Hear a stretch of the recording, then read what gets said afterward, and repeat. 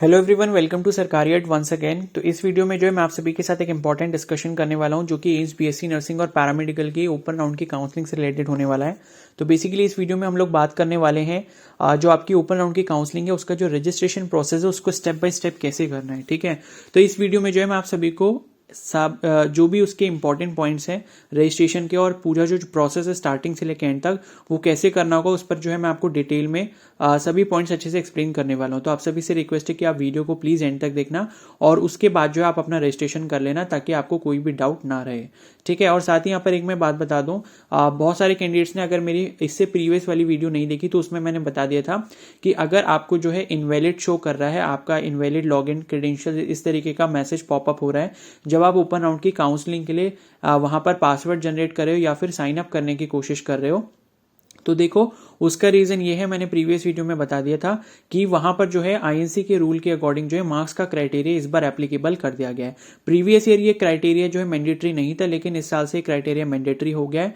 तो जो जनरल और ईडब्ल्यूएस के कैंडिडेट्स हैं अगर उनके 50 मार्क्स से ऊपर है या फिर 50 मार्क्स हैं तभी वो ओपन राउंड की काउंसलिंग में पार्टिसिपेट कर सकते हैं। साथ ही ओबीसी कैटेगरी में अगर 45 मार्क्स हैं या फिर उससे ज्यादा हैं तब आप ओपन राउंड की काउंसलिंग में पार्टिसिपेट कर सकते हो। और एससी और एसटी कैटेगरी के लिए ये जो क्राइटेरिया 40 मार्क्स है, मतलब एससी एसटी वाले अगर 40 मार्क्स उनका स्कोर है या उससे ऊपर है तभी वो पार्टिसिपेट कर सकते हैं काउंसलिंग में। ठीक है, तो आई होप आपका ये डाउट क्लियर हो गया होगा। वैसे मैंने प्रीवियस वीडियो में बता दिया था। तो इस वीडियो में अब हम लोग स्टेप बाय स्टेप जो रजिस्ट्रेशन प्रोसेस को देख लेते हैं। तो आपको अपने मोबाइल से ये प्रोसेस कंप्लीट कर लेना है। ठीक है, और प्लीज एक एक पॉइंट अच्छे से समझ लेना ताकि कोई इशू ना आए आपको। तो आपको जो है अपने ब्राउजर में जो भी यूज करते हो, जैसे मैं क्रोम ब्राउजर यूज करता हूं तो यहां पर आपको गूगल में सर्च करना रहेगा एम्स बीएससी नर्सिंग। ठीक है, पैरामेडिकल नर्सिंग दोनों के लिए सेम प्रोसेस है। ठीक है, ये जब आप क्लिक करोगे तो यहाँ पर जो है एक ऑप्शन, जो पहली वाली वेबसाइट है यहाँ पर bsccourses.aimsexam.ac.in, इस पर जब आप क्लिक करोगे तो कुछ इस तरीके का इंटरफेस आपके सामने ओपन होकर आएगा। और यहाँ पर ये जो फाइनल रजिस्ट्रेशन वाली विंडो है यहाँ पर आपको अपना रजिस्ट्रेशन आईडी, आरयूसी कोड, पासवर्ड, ये तीनों चीज आपको एंटर करनी होंगी और जो नीचे कैप्चा कोड लिखा हुआ है बॉक्स में वो आपको यहाँ पर एंटर करना है। ये चारों चीजें एंटर करने के बाद जो है आप लॉगिन पर क्लिक करोगे। ठीक है, लॉगिन पर क्लिक करने के बाद आपका डैशबोर्ड ओपन हो जाएगा। तो इसको जो है ये जो मैं डिटेल्स है, मेरे पास एक कैंडिडेट की डिटेल्स है, उनको मैं एंटर करके आपको लॉगिन करके शो कर देता हूं। ठीक है, तो ये मैं डिटेल्स एंटर कर लेता हूं, उसके बाद हम लोग जो आगे प्रोसीड करते हैं। तो फ्रेंड्स यहाँ पर जो मैंने एक कैंडिडेट की जो लॉगिन क्रेडेंशियल्स है उसको एंटर कर लिया है। अब जो है मैं यहाँ पर लॉगिन के ऑप्शन पर क्लिक करता हूं। ठीक है, तो लॉगिन पर जैसे ही आप क्लिक करोगे आप अपने जो आपका डैशबोर्ड होगा इसका एम्स का उस पर आप पहुंच जाओगे। अब यहां पर पेज ओपन होते ही आपका लेफ्ट साइड में फोटो आ रहा होगा, आपका रजिस्ट्रेशन आईडी आ रहा होगा और ऊपर आपका नाम लिखा होगा। ठीक है, वो एक बार आप जरूर चेक कर लेना। और उसके बाद जो है यहाँ पर जो जनरल लिंक्स वाला सेक्शन है इसमें आप लास्ट में दो ऑप्शन देख सकते हो। पहला ऑप्शन आपका ये है BSc honours nursing open counselling और सेकेंड वाला ऑप्शन है बीएससी पैरामेडिकल ओपन काउंसलिंग। ठीक है, तो अब आपका जो भी कोर्स था जिसके लिए आपने एग्जाम दिया था उस पर, उसके लिंक पर जो है आपको क्लिक कर देना है। तो ये जो कैंडिडेट है इन्होंने नर्सिंग के लिए यहां पर जो एग्जाम दिया था तो मैं इस पर क्लिक कर देता हूं, BSc honours nursing open counselling. ठीक है, इस पर जैसे ही आप क्लिक करोगे यहां पर आपका जो है काउंसलिंग पोर्टल के लिए रजिस्ट्रेशन का जो पेज है वो ओपन हो जाएगा। अब आपको मैं यहां पर बता दूं कि जिसने फर्स्ट और सेकंड राउंड में किसी में भी पार्टिसिपेट किया था, ठीक है, मतलब सेकंड में डायरेक्ट तो कर नहीं सकते थे, तो जिसने फर्स्ट राउंड में या फिर सेकंड राउंड में या फिर दोनों में पार्टिसिपेट किया था तो उनको यहां पर अपना रजिस्ट्रेशन करने की जरूरत नहीं है, उनको डायरेक्टली यहां पर लॉग इन करना है। ठीक है, क्योंकि ये रजिस्ट्रेशन जो है काउंसलिंग पोर्टल वाला आप ऑलरेडी कर चुके होंगे जिसने ऑलरेडी पार्टिसिपेट किया है काउंसलिंग में। जिनका फ्रेश रजिस्ट्रेशन होना है, जो पहली बार ओपन राउंड की काउंसलिंग में पार्टिसिपेट कर रहे हैं, जिन्होंने फर्स्ट राउंड में पार्टिसिपेट नहीं किया था, तो उनको जो है यहां पर जो फॉर फर्स्ट टाइम यूजर लिखा हुआ है वहां पर जो आपको क्लिक हियर कर देना है। ठीक है, तो मैं आपको क्लिक हियर करके दिखा देता हूं फॉर फर्स्ट टाइम यूजर जिसको रजिस्ट्रेशन करना होगा।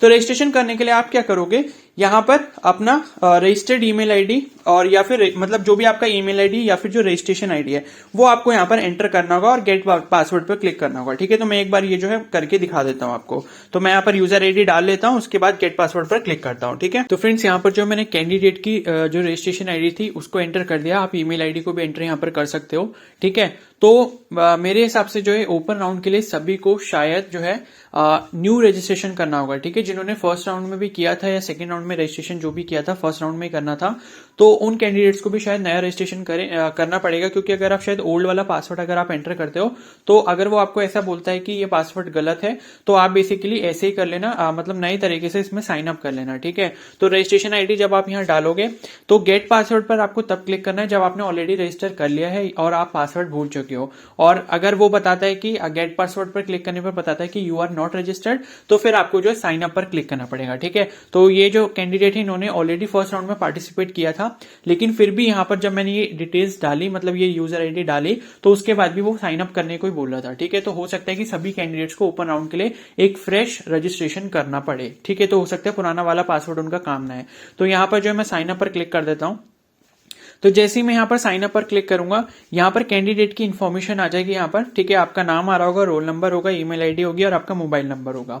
और यहाँ पर नीचे एक ऑप्शन आएगा गेट ओटीपी एंड नेक्स्ट, ठीक है। तो इस पर आपको क्लिक करना है। आपके मोबाइल नंबर पर एक ओटीपी आएगा, उस ओटीपी को नेक्स्ट पेज पर जब आप मतलब यहाँ पर एक बॉक्स आ जाएगा उसमें डालना होगा, उसमें डालने के बाद उसको सबमिट करना है, ठीक है। तो मैं गेट ओटीपी एंड नेक्स्ट पर क्लिक कर देता हूं, ठीक है।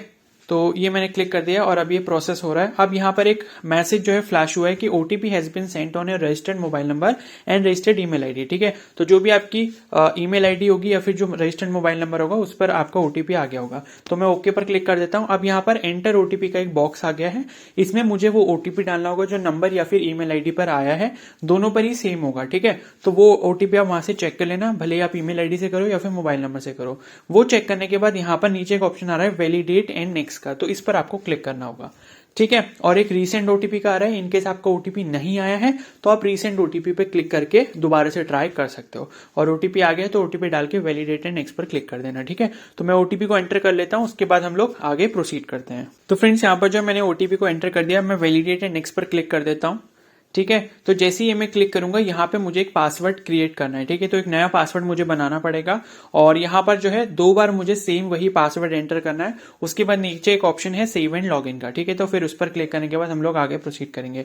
तो पासवर्ड जो आप बनाओगे उसमें मिनिमम एक कैपिटल लेटर होना चाहिए, कुछ स्मॉल लेटर्स होने चाहिए, कुछ नंबर्स होने चाहिए और कुछ स्पेशल कैरेक्टर्स होने चाहिए, ठीक है। तो इस तरीके का कॉम्बिनेशन बनाना, तो आपका पासवर्ड जो वो रिजेक्ट नहीं होगा, ठीक है। तो पासवर्ड जो वो एक्सेप्ट हो जाएगा। तो मैं पासवर्ड जो यहाँ पर क्रिएट कर लेता हूँ, उसके बाद हम लोग आगे प्रोसीड करते हैं। तो फ्रेंड्स यहाँ पर जो मैंने पासवर्ड को 2 बार एंटर कर लिया है, मैं सेव एंड लॉगिन पर क्लिक कर देता हूँ, ठीक है। तो साइन अप सक्सेसफुली का एक पॉपअप मैसेज यहाँ पर आया और मेरा जो डैशबोर्ड है यानी कि जो कैंडिडेट का डैशबोर्ड है वो यहाँ पर ओपन हो चुका है। अब यहाँ पर जो आपकी बेसिक डिटेल्स हैं वो आपको यहाँ पर दिख जाएंगी, ठीक है। और यहाँ पर ये आ रहा है कि you have not exercised your submitted choices in this round, click on exercise choices button to proceed, ठीक है। तो अभी जो है मैं चॉइसेस जो है वो मतलब दिखा रहा है, तो मैं एक्सरसाइज चॉइसेस पर क्लिक करता हूं तो मुझे एक फिर से पॉपअप मैसेज यहाँ पर मिलता है कि please upload the documents and pay the fee before exercise choices, ठीक है। तो यहाँ पर देखो पहले जो है सिक्योरिटी मनी जो है वो डिपॉजिट करना पड़ेगा। अपलोड डॉक्यूमेंट्स पर जो है मैं क्लिक करता हूं तो मैं जो डॉक्यूमेंट्स भी पहले अपलोड कर सकता हूं या फिर जो सिक्योरिटी फीस है वो भी मैं यहाँ पर पे कर सकता हूं, ठीक है। तो ये नर्सिंग के कैंडिडेट है तो इनकी जो फीस है वो 25,000 रुपीज जाएगी। और ये जो SBI लिखकर आ रहा है, ठीक है, तो मैं SBI पर क्लिक करता हूं तो यहाँ पर आ रहा है कि you want to pay the fee, you will redirect to SBI payment gateway where you need to pay the fee amount, ठीक है। तो मैं आपको एक बार करके दिखा देता हूं ऊपर से कि मतलब कैसे इंटरफेस रहेगा और पेमेंट आपको कैसे करनी है, ठीक है। तो SBI का इंटरफेस आ गया, ये कुछ ऐसे इंटरफेस है, ये जैसे आपने देखा होगा अपना एप्लीकेशन फॉर्म फिल करते टाइम, ठीक है। तो यहाँ पे काफी सारे ऑप्शंस आ रहे हैं, SBI net banking, other net banking, ठीक है। फिर कार्ड पेमेंट्स आ रहा है जिसमें SBI का कार्ड है, मतलब स्टेट बैंक डेबिट कार्ड, इसके बाद अदर बैंक डेबिट कार्ड है या फिर क्रेडिट कार्ड है। तो मैंने आपको मॉर्निंग में बता दिया था एक वीडियो में कि आप जो हो डेबिट या क्रेडिट कार्ड से ही पेमेंट करना और यूपीआई वगैरह से मत करना। वैसे शायद यहाँ पर यूपीआई का ऑप्शन है भी नहीं। और देखो क्रेडिट कार्ड में इन्होंने बैंक चार्जेस लिखा हुआ है 375 रुपीज। तो क्रेडिट कार्ड से करते हो तो आपको जो है यहाँ पर 375 रुपीज अलग से ट्रांजेक्शन चार्ज देना पड़ेगा। तो इससे अच्छा है आप कोशिश करना कि आप डेबिट कार्ड से ही पेमेंट करो। और डेबिट कार्ड में मैंने आपको कुछ 4 बैंक के नाम बताए थे, जैसे ICICI या फिर एक्सिस बैंक या फिर आपका बैंक ऑफ बड़ौदा हो गया या फिर आपका HDFC बैंक हो गया। अगर हम इन चारों में से किसी बैंक से करते हो तो पेमेंट का जो सक्सेस रेट होता है वो मैक्सिमम रहता है, ठीक है। पेमेंट फेलियर होने के चांसेस बहुत ही कम रहेंगे।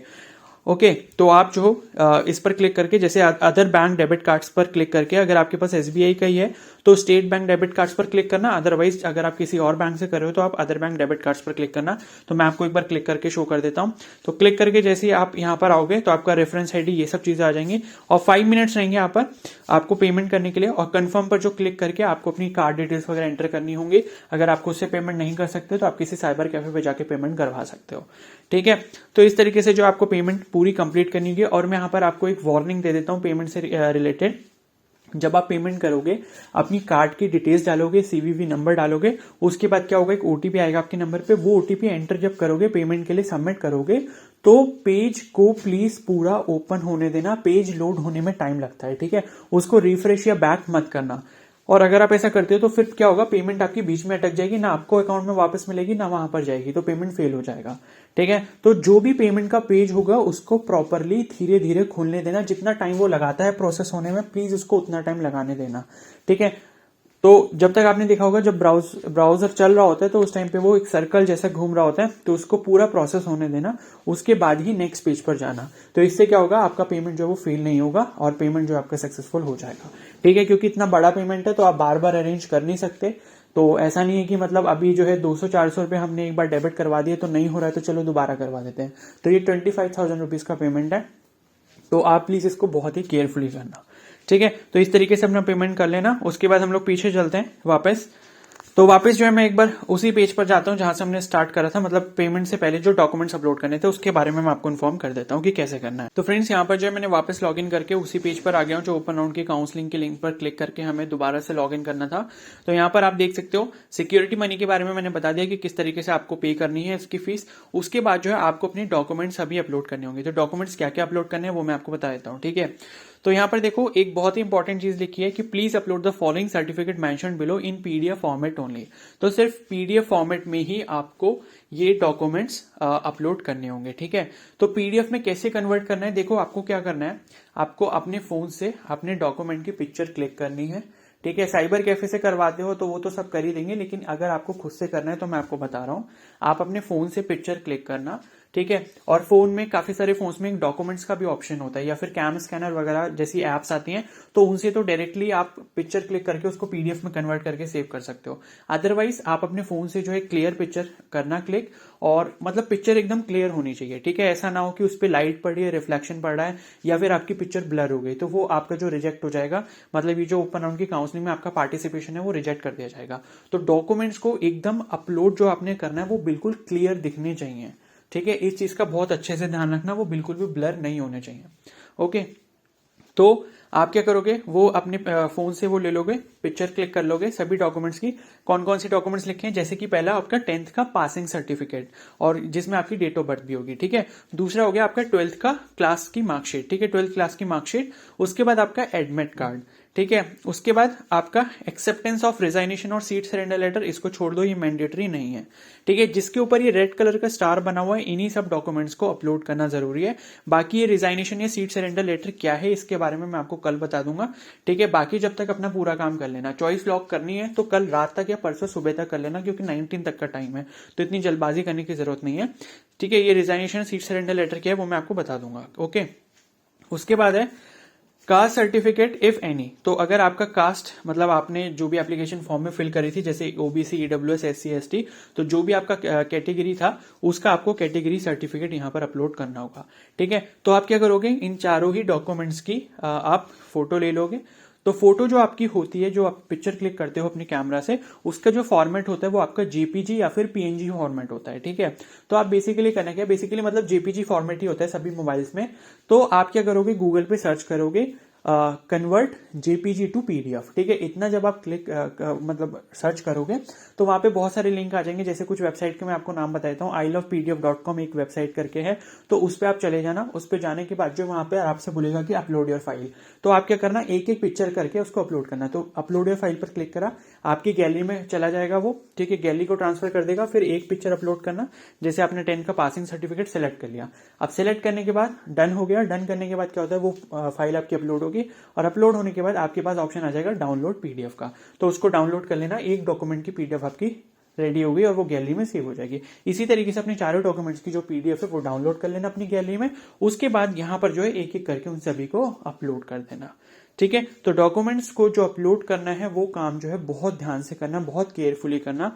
ऐसा मत कर देना कि 10th का पासिंग सर्टिफिकेट की जगह 12th का कर दिया और 12th की जगह 10th का कर दिया, तो ऐसा बिल्कुल भी मत करना। ठीक है, तो एक एक डॉक्यूमेंट को अच्छे से करना।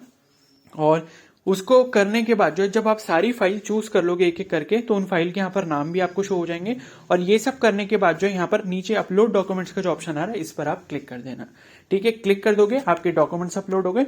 डॉक्यूमेंट्स अपलोड होने के बाद आपके पास एक्सरसाइज चॉइसेस का जो ऑप्शन है वो यहाँ पर ओपन हो जाएगा।